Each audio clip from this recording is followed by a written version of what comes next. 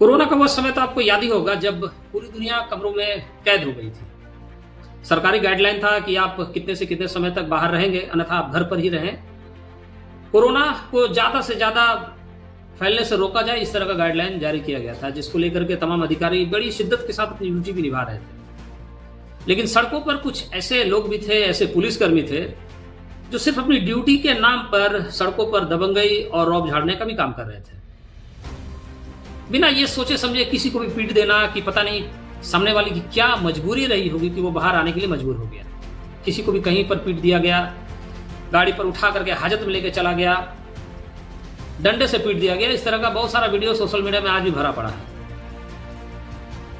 लेकिन पिछले दिनों, कुछ दिनों पहले एक ऐतिहासिक फैसला कोर्ट के माध्यम से 9 पुलिसकर्मियों के लिए दिया गया, जिसमें 9 पुलिसकर्मियों को फांसी की सजा दे दी गई है। यह मामला प्रकाश में आया है तमिलनाडु से। जब कोरोना काल के समय में तमिलनाडु में यह निर्धारित किया गया था कि आप कितने समय से कितने समय तक दुकान खुला रखेंगे, उसी दरमियान में एक पिता और पुत्र को सिर्फ थोड़ी सी चूक की वजह से गिरफ्तार कर लिया जाता है।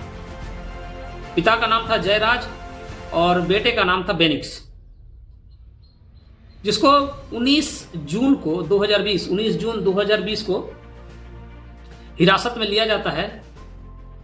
और हिरासत में लेने के बाद बड़ी बेरहमी सी पिटाई होती है। पिटाई होने के बाद लगभग 1 से 2 दिन के बाद ही उन दोनों की जो है मृत्यु हो जाती है। मृत्यु होने के बाद इस मामले को जो है दबाने का प्रयास किया जाता है।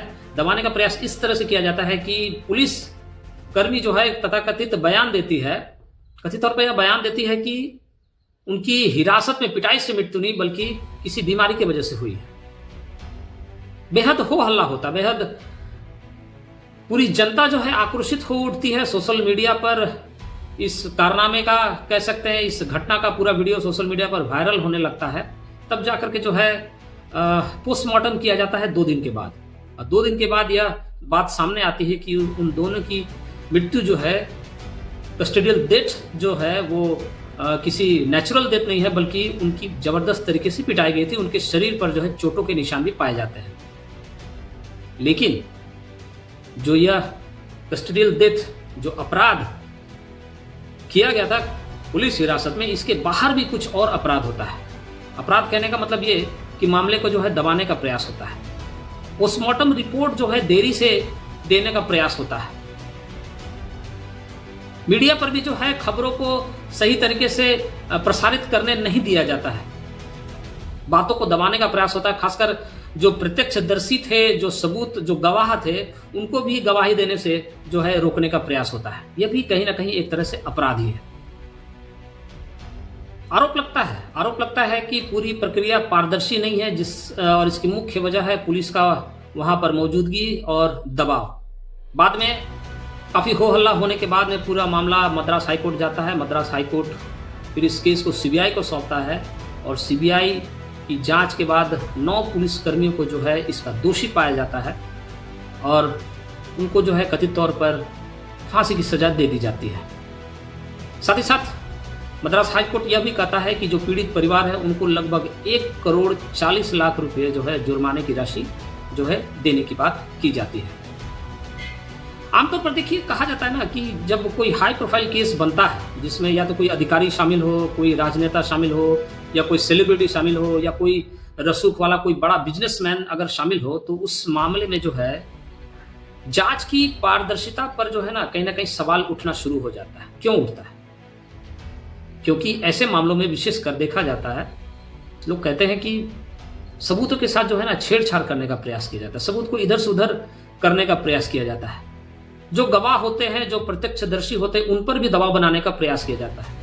रिपोर्ट्स में भी जो है छेड़छाड़ करने का प्रयास किया जाता है। तो कहीं ना कहीं कह सकते हैं कि जो एक क्राइम जो हुआ है या होता है, वो बाद में जांच के नाम पर जो है एक ऑर्गेनाइज्ड क्राइम के रूप में बदल जाता है। तो मेरी सरकार से विनती है कि जो कोई भी लोग किसी भी क्राइम में उसकी न्याय की पारदर्शिता में अगर बाधा बनने का प्रयास करते हैं, सबूतों में छेड़छाड़ करने का प्रयास करते हैं, गवाहों को दबाने का प्रयास करते हैं, रिपोर्ट्स को देरी से टेढ़ी से सौंपने का प्रयास करते हैं, किसी की आवाज को दबाने का प्रयास करते हैं, तो उन लोगों को भी जो इस किसी भी केस में इस तरीके का काम करते संलिप्त रहते हैं सच को दबाने में, उनको भी जिन्होंने क्राइम किया है उसके बराबर में ही सजा देनी चाहिए। होता क्या है ना, होता यह है कि सच जो है कहीं ना कहीं कमजोर पड़ जाता है, पूरा सिस्टम जो है झूठ के साथ खड़ा हो जाता है, पूरा सिस्टम। और एक बात कहना चाहता हूं कि इस घटना ने भी कहीं ना कहीं मुझे यह बताया कि सच स्वयं जीतता नहीं है, बल्कि सच को जो है जिताना पड़ता है, और सच तब जीतता है जब लोग उसके साथ खड़े होते हैं। इस मामले में यही देखने को मिला। अगर वहां तमिलनाडु के लोग, अगर उस गांव के लोग अगर इस परिवार के साथ, जयराज और बेनिक्स के परिवार के साथ खड़े नहीं होते, हो हल्ला नहीं मचाते, तो कहीं ना कहीं झूठ जीत जाता और सच हार जाता। तो सच को जिताने के लिए सच के साथ खड़ा होना पड़ता है, सच का साथ देना पड़ता है, क्योंकि झूठ के साथ पूरी दुनिया खड़ी हो जाती है। इसलिए हाथ जोड़कर विनती है कि ऐसे कोई भी मामले में जो गुनहगारों की मदद करने के नाम पर सबूतों के साथ छेड़छाड़ करते हैं, गुनहगार को मदद पहुंचाने का काम करते हैं, उनके साथ भी बेहद सख्ती बरती जाए। क्योंकि जब असत्य के साथ पूरा सिस्टम खड़ा हो जाता है ना, तो सत्य कहीं ना कहीं हार जाता है।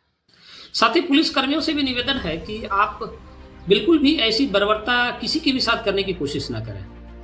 आपकी वर्दी जनता की सुरक्षा के लिए है, उनको सताने के लिए नहीं। और जब कभी भी ऐसा मामला प्रकाश में आता है या कभी आंखों के सामने ऐसी घटना देखने को मिलती है, तो काफी बुरा लगता है कि जब कोई एक पढ़ा लिखा जिम्मेदार व्यक्ति समाज में किसी को सताने का काम करता है। एक काफी बुरा लगता है यह देखकर जब कोई एक अधिकारी उच्च पदों पर बैठकर अपनी वर्दी, अपनी शक्ति, अपनी पद का इस्तेमाल अपने से कमजोर लोगों को डराने धमकाने का काम करता है, धौंस जमाने का काम करता है। काफी बुरा लगता है यह देखकर कि एक अधिकारी अपने पद का इस्तेमाल, जहां उसको रेपिस्टों को, भ्रष्टाचारियों को उस पर डंडे बरसाने चाहिए, इसके जगह पर वो आम आदमी पर डंडा बरसाने का काम करता है। काफी बुरा लगता है यह सब देखकर। इसलिए निवेदन है कि आप, जो सरकार ने आपको यह वर्दी दी है समाज की सुरक्षा के लिए, कृपया उसका इस्तेमाल सही ढंग से करें, अच्छी जगह पर करें, ताकि पूरी जनता, जो समाज है, आपको देखकर डरे नहीं बल्कि आप पर फक्र महसूस करे। अपनी ड्यूटी को इस तरह से अंजाम दीजिए कि जब आप रिटायर हो और उसी समाज का हिस्सा बने जहां एक आम नागरिक खड़ा होता है, और ऐसा ना हो, कहीं ऐसा भी ना हो जाए कि आपके ही सामने कोई आपके पीछे का वर्दी वाला आप पर उसी तरह का बर्बरता करने का काम करे। तब जाकर जो है आपको महसूस होगा कि आपने इतने दिनों तक ड्यूटी करने के बाद जो है समाज को क्या दिया है। समाज आपके साथ है। आप जब अच्छा काम करते हैं तो पूरे समाज का जो है सीना चौड़ा हो जाता है। निवेदन है सभी पुलिसकर्मियों से कि जनता के साथ रहिए, जनता की सेवा इसी तरह करते रहिए। जो भी अधिकारियों ने, बहुत सारे अधिकारियों ने कोरोना काल में जो है अपनी ड्यूटी जो है बड़ी शिद्दत के साथ निभाई थी, उन सभी पुलिसकर्मियों को, उन सभी अधिकारियों को भी मेरा बहुत बहुत सादर प्रणाम। और आशा है कि इस तमिलनाडु की घटना से जो है पुलिसकर्मी भी सीखेंगे, अधिकारी भी समझेंगे कि कानून के हाथ बड़ी लंबी है कानून की हाथ, और दुनिया में जब जो न्याय के लिए हो सकता है कि थोड़ी सी देर हो जाए, लेकिन अंधेर तो बिल्कुल भी नहीं है। आप इस मद्रास की जो घटना है इस पर क्या सोचते हैं, कमेंट करके हमें जरूर बताइएगा। जय हिंद।